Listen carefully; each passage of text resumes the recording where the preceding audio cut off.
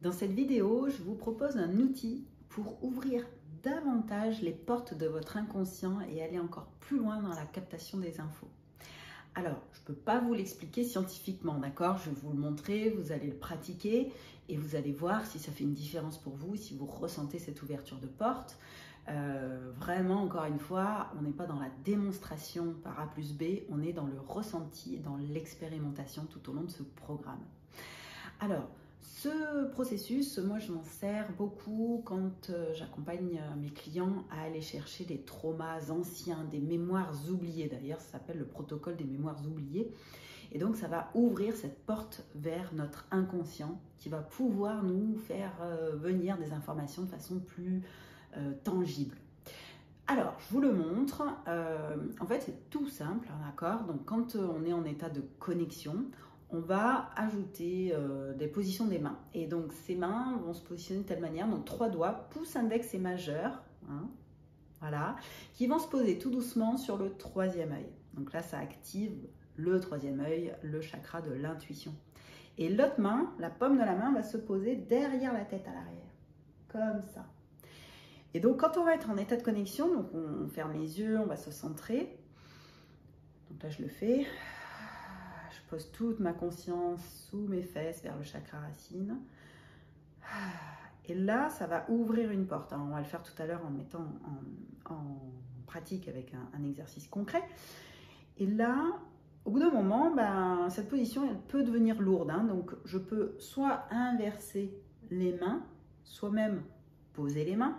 Mais je reste dans cet état de centrage et de connexion à moi-même si je pose les mains. D'accord? Si à partir du moment où je réouvre les yeux, ça coupe un peu cette connexion. Ok?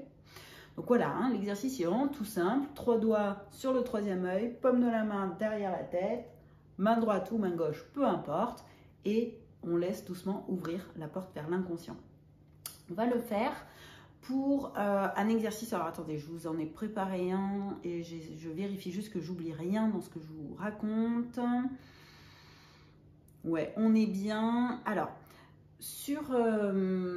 pour l'exercice que je vous propose d'aller questionner un événement qui vous a marqué quand vous étiez enfant. D'accord? On va le faire d'abord sans et avec la position des mains. Donc, je me centre. Inspire, expire, chakra racine. Et je connecte à un événement que j'ai connu enfant, qui peut avoir une importance pour moi de conscientiser maintenant, pour une raison X ou Y, peu importe. Mais je vais connecter à un événement que j'ai connu enfant. Je laisse venir.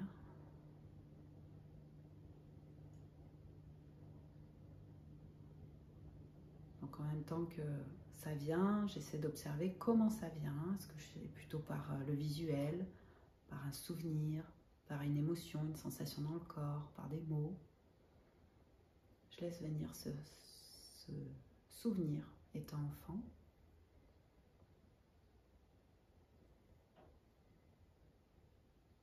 Et puis je vois, est-ce qu'il y a un message peut-être, ou pas forcément, hein, mais je me laisse baigner dans ce souvenir pour voir pourquoi il remonte, qu'est-ce que ça a à me dire.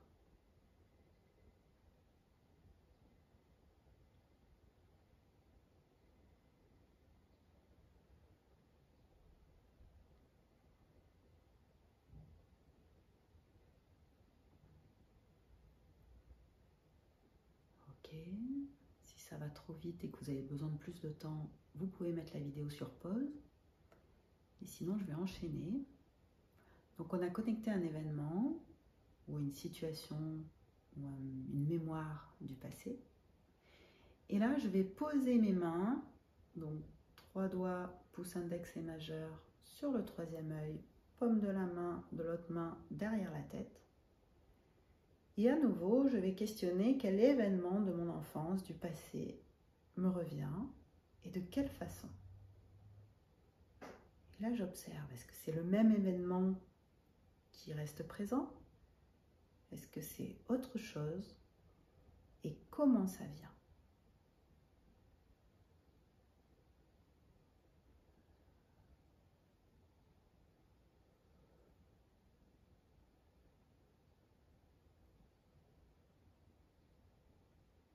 L'exercice là, c'est pas forcément d'aller chercher les réponses, il n'y en a pas forcément à trouver. C'est de voir, d'observer, de ressentir comment l'information vous vient en mettant les mains dans cette position.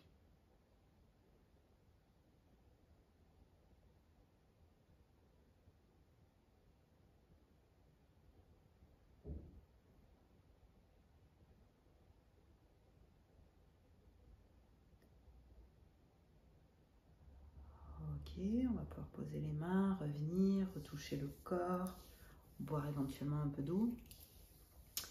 Et on va prendre un temps où chacun de vous prenez ce temps de réflexion, d'ancrage sur ce qui s'est passé pour vous.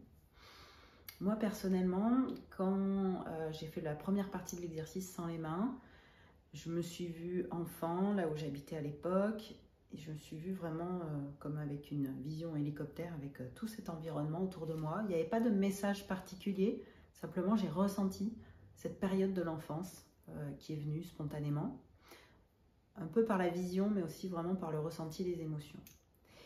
Et alors, quand je mets mes mains là, en fait, en apparence, ça s'est brouillé, c'est-à-dire que j'avais moins le côté concret de ce que je voyais, ce que je ressentais,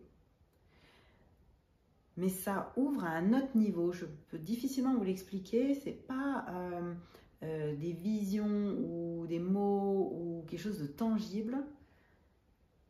Je sais pas. C'est comme si l'information accédait directement à l'intérieur de moi sans passer par mes 5 sens. Et alors là, il n'y avait pas d'objectif précis dans l'exercice. Mais s'il y avait eu un objectif précis, et d'ailleurs c'est ce que je vois quand j'amène mes clients à aller chercher l'information précise qui est la source de leur blocage, c'est souvent ce qu'on cherche, ben là ça va nous donner une clé et on est déjà presque dans le déblocage. Vous voyez, donc ça agit sur d'autres plans, ça ouvre vraiment une porte vers d'autres types d'infos et d'autres types de réception. Vous voyez comment ça réagit pour vous, hein, chacun réagit à sa façon. Voyez aussi en termes de pratique comment vous vous l'appropriez ou pas. Encore une fois, on vous propose des méthodes, vous retenez que ce qui vous intéresse, que ce qui vous parle. Et ce que je vous encourage à faire, c'est de vous familiariser avec ça. Moi, j'aime bien m'en servir en solo quand j'ai un truc dans le corps qui bug. Voilà, j'ai le ventre gonflé ce matin.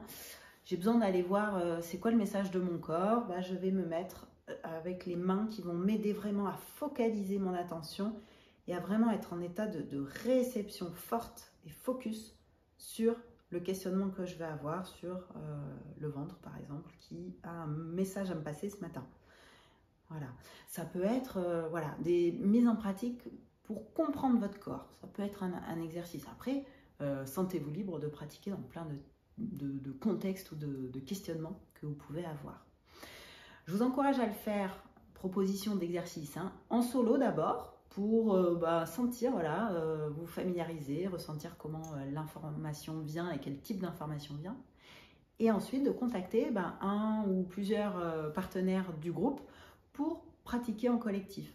Vous pouvez pratiquer chacun avec votre question et ensuite vous débriefer, mais ça vous force en fait à prendre ce temps-là d'introspection et de conscientisation derrière.